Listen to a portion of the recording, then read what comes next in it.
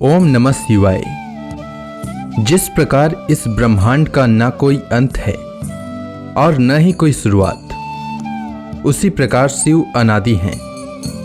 आज सोमवार है और सोमवार का दिन भगवान शिव की भक्ति के लिए समर्पित है। तो आइए सुनते हैं सोमवार व्रत कथा। प्राचीन काल की बात है। एक नगर में एक बहुत धनवान साहूकार रहता था, जिसके घर में धन की कमी नहीं थी, परंतु उसको एक बहुत बड़ा दुख था कि उसके कोई पुत्र नहीं था।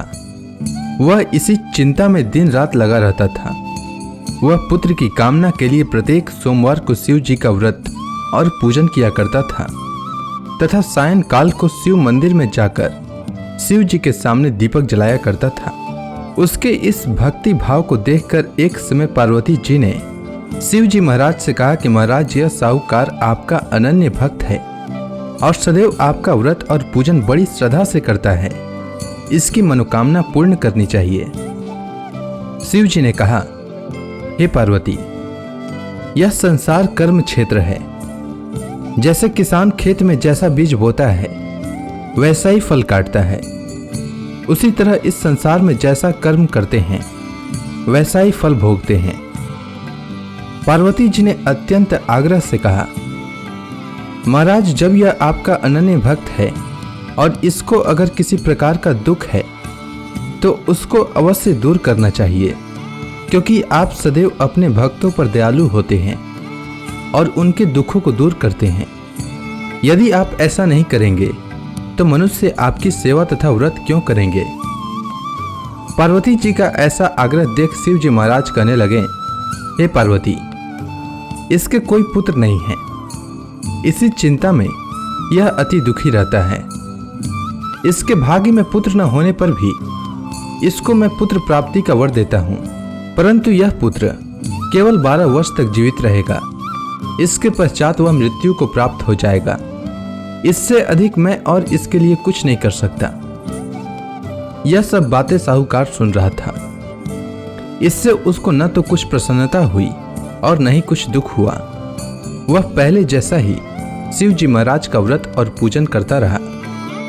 कुछ काल व्यतीत हो जाने पर साहूकार की स्त्री गर्भवती हुई और 10वें महीने में उसके गर्भ से अति सुंदर पुत्र की प्राप्ति हुई। साहूकार के घर में बहुत खुशी मनाई गई, परंतु साहूकार ने उसकी केवल 12 वर्ष की आयु जानकर अधिक प्रसन्नता प्रकट न की और न ही किसी को भेद ही बताया। जब वह बालक 11 वर्ष का हो गया तो उस बालक की माता ने उसके पिता से विवाह आदि के लिए कहा, तो वह साहूकार कहने लगा कि अभी मैं इसका विवाह नहीं करूंगा, अपने पुत्र को काशी जी पढ़ने के लिए भेजूंगा। फिर साहूकार ने अपने साले अर्थात बालक के मामा को बुला करके उसको बहुत सा धन देकर कहा, तुम मेरे बालक को काशी जी पढ़ने के लिए ले जाओ और रास्ते में जिस स्थान पर भी जाओ यज्ञ तथा ब्राह्मणों को भोजन कराते जाओ। वह दोनों मामा भांजे यज्ञ करते और ब्राह्मणों को भोजन कराते जा रहे थे। रास्ते में उनको एक शहर पड़ा। उस शहर में राजा की कन्या का विवाह हो रहा था। दूसरे राजा का लड़का जो विवाह कराने के लिए बारात लेकर आया था, वह एक आंख से काना था। उसके माता पिता को इस बात को लेकर बड़ी चिंता थी कि कहीं वर को देखकर कन्या के माता पिता विवाह में किसी प्रकार की अड़चन पैदा न कर दें। इस कारण जब उसने अति सुंदर सेठ के लड़के को देखा तो मन में विचार किया कि क्यों न दरवाजे के समय इस लड़के से वर का काम चलाया जाए। ऐसा विचार कर वर के पिता ने उस लड़के और मामा से बात की तो वे राजी हो गए।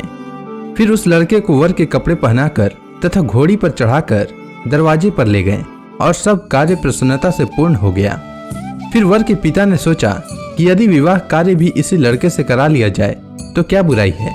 ऐसा विचार कर लड़के और उसके मामा से कहा, यदि आप फेरों का काम और कन्यादान के काम को भी करा दें तो आपकी बड़ी कृपा होगी और मैं इसके बदले में आपको बहुत कुछ धन दूंगा। तो उन्होंने स्वीकार कर लिया और विवाह कार्य भी बहुत अच्छी तरह से संपन्न हो गया।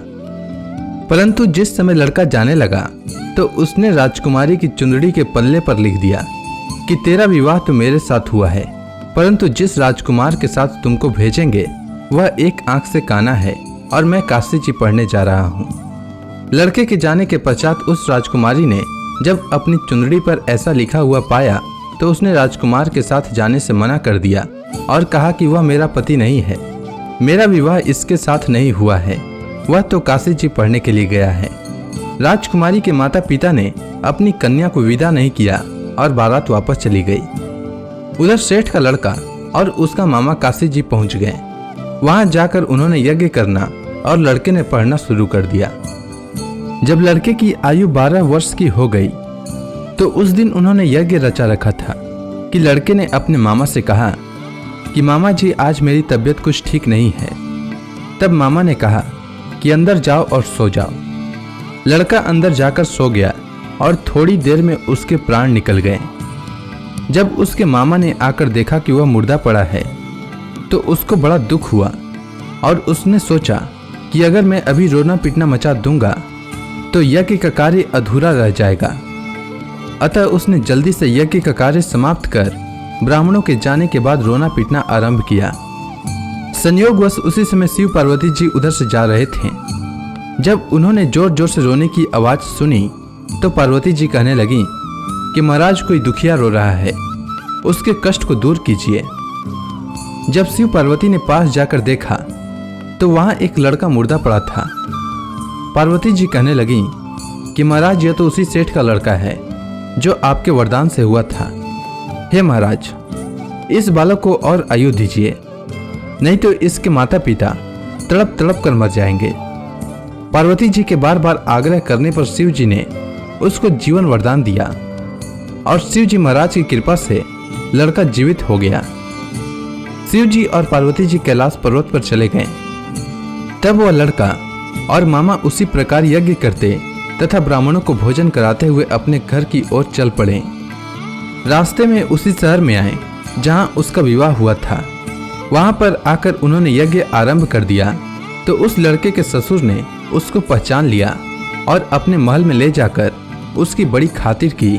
साथ ही बहुत से दास दासियों सहित आदर पूर्वक लड़की और जमाई को विदा किया। जब वो अपने शहर के निकट आए तो मामा ने कहा कि मैं पहले तुम्हारे घर जाकर खबर कर देता हूँ। जब उस लड़के का मामा घर पहुंचा तो लड़के के माता पिता घर की छत पर बैठे थे और यह प्रण कर रखा था कि यदि हमारा पुत्र सकुशल लौट आया तो हम राजी खुशी नीचे आ जाएंगे, नहीं तो छत से गिरकर अपने प्राण खो देंगे। इतने में उस लड़के के मामा ने आकर यह समाचार दिया कि आपका पुत्र आ गया है, तो उनको विश्वास नहीं हुआ। तब उसके मामा ने शपथ पूर्वक कहा कि आपका पुत्र अपनी स्त्री के साथ बहुत सारा धन लेकर आया है। तो सेठ ने आनंद के साथ उसका स्वागत किया और बड़ी प्रसन्नता के साथ रहने लगे। इसी प्रकार से जो कोई भी सोमवार के व्रत को धारण करता है अथवा इस कथा को पढ़ता या सुनता है उसकी समस्त मनोकामनाएं पूर्ण होती है। उम्मीद है आपको सोमवार व्रत की कथा अच्छी लगी होगी। अगर आपको यह वीडियो अच्छी लगी हो तो कमेंट सेक्शन में ओम नमः शिवाय लिखना न भूलें। धन्यवाद।